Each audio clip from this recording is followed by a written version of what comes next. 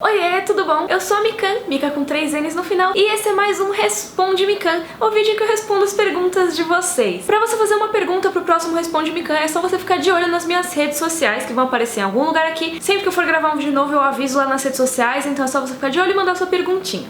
Então vamos lá para as perguntas de vocês. A Natália Silva perguntou: Mikan, como você se tornou a humana da Amora? Você pensa em fazer vídeos sobre outras séries ou de indicações de séries? Como eu virei a humana da Amora? Pra quem não sabe, a Amora é uma das minhas gatas. Eu tenho duas, uma chama Ricota, outra chama Amora. E a Amora foi a segunda gata que eu adotei. Eu já tinha a Ricota em casa fazia uns 4 meses e eu tinha demorado a convencer minha mãe a adotar um gato. E sempre recomendavam adotar 2 de uma vez, só que a gente achou que talvez 2 fosse muito pra pegar de uma vez. I'm gonna say that I'm at the top of the list of the eccentric crazy cat ladies. Então a gente acabou adotando a Ricota sozinha. Só que aí a gente depois percebeu que seria mesmo melhor pegar 2 gatinhos, ter uma companhia pra Ricota. Porque o gato é um animal que ele vive bem sozinho e tudo, só que é muito melhor quando tem 2. E os gastos também não são muito maiores se você tem 2 gatinhos. Normalmente não dobra o gasto, ele aumenta só um pouquinho. Então eu tava numa viagem a trabalho na Austrália e eu ficava vendo os grupos de Facebook, às vezes na viagem pelo celular, e eu vi uma menina postando que a gatinha dela teve filhotinhos. E aí eu vi ali as fotos dos filhotinhos, vi a cara de todos eles, e a Amora tinha uma carinha de coitada. Eu mandei pra minha mãe falou: eu quero com a carinha de coitada. E quando a gente foi ver, quando eu voltei pro Brasil, todos os outros gatos já tinham sido adotados. Só sobrou a Amora que tinha carinha de coitada. Aí eu falei com a menina, que era a dona lá da gata que teve filhote, fui lá buscar a Amora e trouxe pra casa. E a Ricota detestava ela no começo, mas depois elas ficaram amiguinhas. E quanto a fazer vídeo sobre outras séries, eu não sei, depende muito da série. Eu acho que eu já comentei isso aqui no vídeo de Stranger Things, que eu acho que tem um tipo muito específico de série que eu gosto de comentar. Então, normalmente seriam séries nesse escopo. Nada impede de eu falar de alguma série que eu goste mais, alguma série que eu acho que não tem muito a ver com as coisas que eu comento, mas que eu, nossa, eu gostei tanto que eu preciso comentar no canal. Mas a princípio seriam séries mais especulativas ou séries que tenham mais a ver com as nerdices mesmo. Tipo, eu falei de Jessica Jones, então eu super falaria de alguma outra série de herói que eu gostasse. Ou então eu falei de Stranger Things e tenho falado de Westworld porque tem muito a ver com essa coisa que eu gosto muito de especular, de criar teorias, de um universo bem construído, esse tipo de coisa. Então aparecendo séries assim que eu goste, que eu tenha tempo de assistir, eu não vejo por que não. Mas provavelmente não vai ser todo tipo de série que eu vou falar aqui não. A Paloma Santos perguntou se me incomoda as pessoas dizendo a todo momento que eu sou fofa. Se eu me acho fofa e o que eu acho desses elogios direcionados pra mulheres, especialmente no seu canal. Te incomoda ou é de boas? Eu tenho muitos pensamentos conflitantes em relação a isso, sabe? Eu gosto que as pessoas me elogiem, eu fico feliz que me achem fofa, eu não acho isso uma coisa negativa. Mas ao mesmo tempo, eu acho que é meio complicado quando essa vira a minha única característica da vida, assim. Porque eu não sou só fofa, eu acho. Eu gosto que as pessoas vejam outras características minhas. Se eu fiz uma indicação legal, às vezes se a pessoa falar: nossa, você tem um bom gosto pra séries, você tem um bom gosto pra videogame. Tem esse tipo de elogio, não tô falando que não tenha. Eu fico muito feliz quando tem também. Não tô dizendo, por favor, não tô dizendo pra vocês não me chamarem de fofa. Eu gosto de ser chamada de fofa assim. É que eu acho que às vezes rola uma coisa de como eu sou fofa, ninguém vai me levar a sério, entendeu? E eu fico um pouco chateada com isso. Não que tenha rolado aqui nos comentários do YouTube, mas já rolou assim em situações profissionais. E eu fico meio chateada, porque, poxa, eu tô lá sendo eu, sabe? Só que aí se me tratam como uma pessoa inferior a uma criança ou algo assim, só porque eu tenho a voz mais fina, porque eu falo de um jeito mais educado, não sei o que, isso dá uma tristeza, assim. Mas no YouTube eu acho que isso não costuma acontecer muito. Pelo que eu apresento nos vídeos, eu acho que as pessoas conseguem ver além de tipo, ai que fofinha, parece uma criancinha. A Gisele Muniz perguntou: se você não estivesse se dedicando ao canal, o que você estaria fazendo agora? Teria ido pra Portugal? Provavelmente sim. Pra quem não sabe, eu tinha um plano de ir pra Portugal agora em fevereiro de 2016. Tava tudo certo, eu já tava matriculada na universidade pra fazer mestrado lá, ia fazer mestrado na cidade do Porto, mas eu teve um turbilhão de coisas na minha vida, inclusive a morte do meu avô, a gente não tava sabendo como é que ia ser o futuro, e ainda por cima eu tinha decidido que eu ia começar a investir de vez no canal, tentar tornar o canal minha profissão. Eu ainda tava num momento meio dividido entre o canal e meus trabalhos como jornalista, e eu decidi que eu ia me manter como jornalista, mas tentar ao máximo tornar o canal minha profissão. E na hora de eu pesar as coisas, ver se eu ia mesmo pra Portugal ou não, uma das coisas que pesou mais foi isso do canal. De lá, talvez eu não tivesse tanta chance de crescer o canal como eu tenho aqui no Brasil. As oportunidades estão aqui no Brasil principalmente, não quer dizer que lá não tenha, mas é muito mais fácil se eu estiver por aqui. E também lá, pra me sustentar em outro país, eu teria que conseguir um emprego lá, no local. Porque eu acho que seria mais difícil de conseguir trabalho freelancer pro Brasil, ainda mais pra pagar as contas em euro e tal. E eu teria que dividir meu tempo entre o mestrado, entre o trabalho fixo e entre o YouTube. E nesse caso eu acho que o YouTube acabaria em terceiro plano mesmo, porque o salário ia pagar minhas contas e o mestrado era o motivo de eu estar lá. Então, por eu ter ficado aqui no Brasil, eu acho que eu consegui investir mais tempo no canal no YouTube, sim. Então talvez se eu não tivesse canal no YouTube, eu provavelmente estaria estudando lá, ou não sei o que eu estaria fazendo, na verdade. Pode ser que eu estivesse fazendo outra coisa. E também não quer dizer que eu nunca vá pra lá porque eu tenho o canal, sabe? Eu acho que o canal, naquele momento, eu precisava ficar no Brasil. Talvez mais pra frente eu não precise. A Micaela perguntou se eu já vi Avatar, a Lenda de Aang, e se sim, o que eu achei. Cara, eu gosto muito de Avatar, eu já assisti inteiro todos os livros lá. Eu só não vi a Lenda de Korra. A Lenda de Korra eu só vi a primeira temporada, eu ainda preciso ver o resto, mas eu gosto muito do universo, eu gosto muito de tudo, assim, eu acho tão bonitinho, sabe? E eu acho que foi uma tentativa muito boa de reproduzir o sentimento anime no desenho ocidental. Ficou muito legal mesmo, eu acho muito divertido. Tenho vontade de fazer um vídeo sobre isso um dia. Você tem vontade de ver um vídeo? Diz aí nos comentários. A Navisky perguntou: Mikan, dá umas dicas de como fazer roteiro, please! Então, eu não sou a melhor pessoa do mundo pra indicar como faz um roteiro, porque eu tenho um vício muito forte na hora de fazer roteiro, que é meio que fazer as frases inteiras. Não quer dizer que eu vá ler a frase inteira na hora de fazer o vídeo como se fosse um teleprompter, mas eu acabo escrevendo toda a lógica da frase, aí eu leio a frase e falo com as minhas palavras pra câmera. Eu tô acostumada a fazer isso porque eu tenho muito mais facilidade em me expressar escrevendo. Então se eu escrevo o roteiro, mas ele não tá com as frases bem formadas, ele tá só com tópicos, etc., eu fico muito confusa, eu me perco e eu começo a dar voltas na hora de falar no vídeo. Os Responde Mikan são os meus vídeos mais espontâneos, então normalmente eu dou umas voltas mesmo, mas é porque eu realmente não coloco nenhuma resposta pras perguntas, eu só copio e colo a pergunta no roteiro,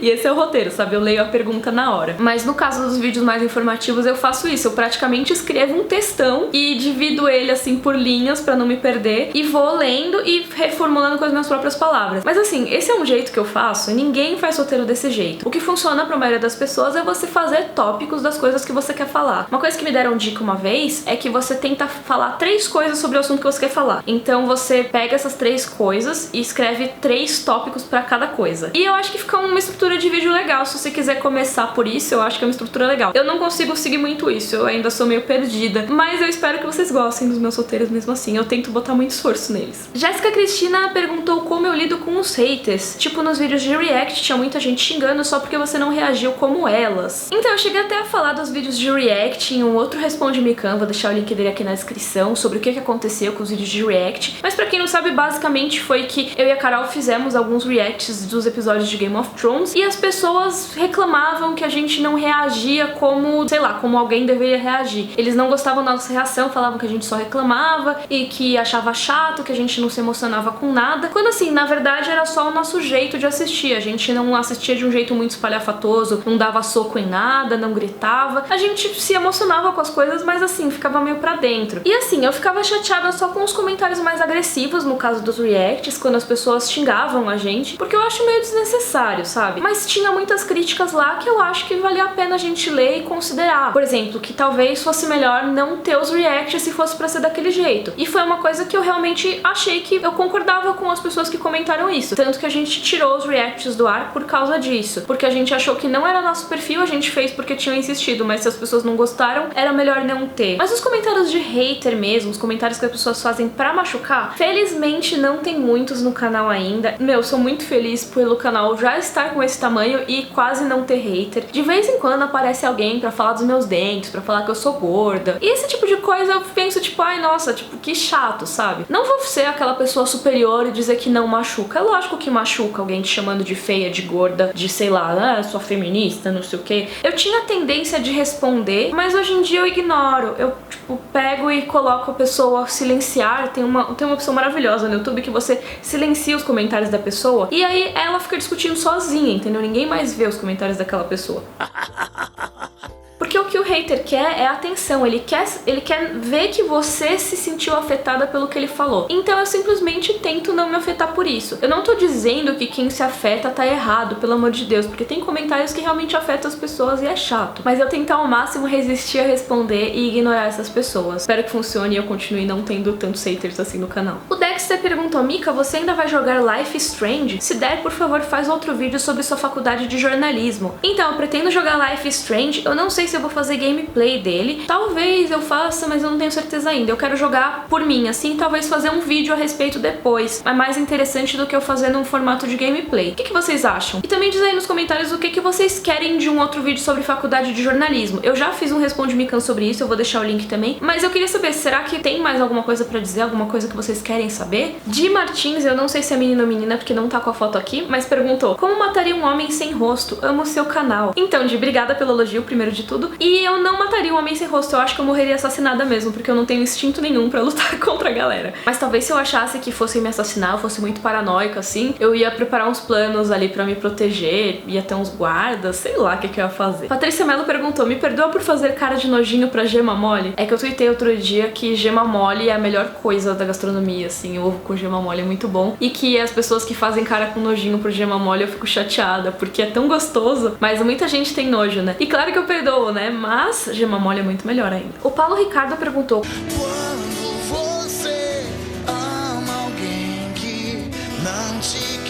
como se tornar uma youtuber mudou sua rotina? Completamente, porque agora eu faço meu horário. Isso quer dizer basicamente que eu não durmo mais, eu fico o dia inteiro trabalhando. Porque assim, tem lados bons e lados ruins de você trabalhar em casa e você ser seu chefe. O lado bom é que não tem nenhum chefe no seu pé e você não precisa estar em nenhum lugar, você não precisa ir até lá e passar 8 horas e depois voltar pra casa. Mas o lado ruim é que não existem limites pro seu horário de trabalho, não existem limites mesmo, porque você é seu chefe. Então assim, se eu não botar uma pressão em cima de mim, os vídeos no YouTube não saem. E a lista de tarefas nunca acaba. Por exemplo, em alguns trabalhos você pode ter um job, né? Você tem o seu job do dia, e aí quando você terminou ele, você vai pra casa, e aí no dia seguinte te passam outras tarefas pra você fazer. Só que quando você é o dono do negócio, você sabe todos os próximos passos. Então não adianta assim, esse horário já era bom eu ir dormir, né? Só que, putz, mas amanhã eu vou ter que fazer todas essas 1000 coisas, então é melhor eu já começar a fazer, porque senão amanhã eu vou me ferrar. E aí no fim das contas eu acabo não dormindo. Quem me vê no Twitter sabe. Caromelo08 pergunta: algum plano de viagem ao exterior pra Comic Cons ou outras convenções? Se sim, dá pra falar pra reunir com seus fãs do exterior? Beijos pra você, assinado sua fã de Montreal. Beijos pra Montreal. Primeiro comentário eu acho que eu vejo, pelo menos no Responde Mikan, de fã canadense, então fico muito feliz. Desculpa se algum outro já teve e eu esqueci, mas obrigada mesmo assim. Um beijo pra Montreal. Então, eu não tenho nenhum plano por enquanto de ir pro exterior pra cobrir as Comic Cons e eventos assim. Eu adoraria ir, tipo, pra E3, adoraria ir pra Comic Con de San Diego, pra Tokyo Game Show, esse tipo de coisa, mas por enquanto não tem mesmo nenhum plano assim. Se tiver, claro que eu vou avisar vocês, e sim, eu vou tentar fazer encontros nas cidades. Até se rolarem eventos no Brasil mesmo, eu pretendo avisar o pessoal quando tiver, pra todo mundo que puder ir, etc. O Matheus Gasquez perguntou: Mikan, como você lida com bloqueio criativo? E a verdade é que eu não lido muito não, eu fico desesperada e não sei muito bem o que fazer. Teve vários vídeos que eu acabei atrasando a gravação porque o roteiro simplesmente não saía, porque às vezes eu fico pensando uma coisa, tipo, não tá bom, ou então só olhando pra tela em branco, o que eu faço? Eu acho que uma maneira que não sei se funciona, mas pelo menos me ajuda um pouco, é usar um timer de Pomodoro. O que é Pomodoro? É um sistema que você fica 25 minutos trabalhando e descansa 5 minutos. Nesses 25 minutos você tem que ficar sem distração alguma, você fica só olhando pra folha de papel, olhando pro computador pra você escrever, pra você jogar ali qualquer coisa que você tenha pensado. Isso funciona porque você não tem mais nada pra fazer, né? Se você estiver seguindo certinho, você vai se isolar de todas as distrações e tudo, ou seja, você vai fechar o Facebook, vai fechar o Twitter, não vai abrir o YouTube pra nada, você vai olhar só pra aquela tela e vai ficar nos próximos 25 minutos escrevendo o que vier na sua cabeça. Isso funciona pra mim em certa medida, só que acaba que às vezes você,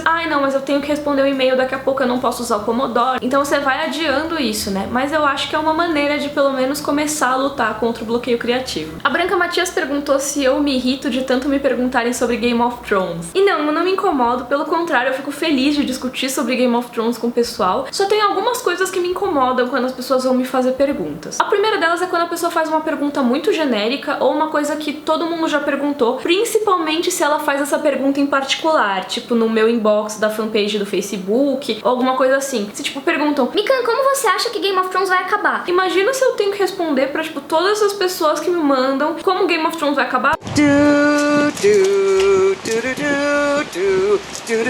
Vai ser um textão, sabe? Eu vou ter que mandar esse mesmo textão pra todo mundo. Aí não dá pra você responder a pergunta, sabe? Fica meio chato. Ou então se eu acabei de responder uma pergunta sobre esse mesmo assunto no Twitter e a pessoa vai e pergunta sobre esse assunto. Isso irrita um pouco também. Mas aí nesse caso eu tento na medida do possível responder a pessoa, mas quando é uma coisa que exigiria um mega textão, eu prefiro gastar minhas energias pra responder todo mundo, sabe? Se é uma pergunta que o pessoal faz nos comentários, que aí todo mundo pode ver. No inbox, assim, eu prefiro responder coisas pontuais. Ou no Twitter também, eu gosto de responder pra todo mundo ver, porque às vezes é uma dúvida que mais pessoas têm. Então, por favor, não mande perguntas genéricas ou perguntas que todo mundo faz toda hora, por favor. E a outra coisa é quando fazem pergunta de Game of Thrones em vídeo que não é de Game of Thrones. Isso eu acho bem chato mesmo, porque eu acho que é um desrespeito com as pessoas que estão interessadas naquele tema do outro vídeo, sabe? E ao mesmo tempo é meio que você dizer que você não liga pro meu outro conteúdo, que você só quer saber de Game of Thrones. Aí eu acho que você pode fazer o comentário no vídeo de Game of Thrones, sabe? Você não precisa fazer seu comentário no outro vídeo. Eu acho que isso é meio chato. A parte das perguntas repetidas, a parte da pergunta genérica, isso realmente não me incomoda, eu não fico chateada. Mas quando as pessoas fazem pergunta de Game of Thrones em um vídeo que não é de Game of Thrones, é meio que dizer que não liga pra mim e eu fico meio chateada com isso. É lógico que no vídeo de pergunta, tipo Responde Mikan, você pode perguntar de qualquer assunto, inclusive Game of Thrones, tá? Então fiquem tranquilos. Mas tirando essas situações, eu gosto muito quando me perguntam de Game of Thrones. Eu adoro ficar discutindo por horas e horas, e no Twitter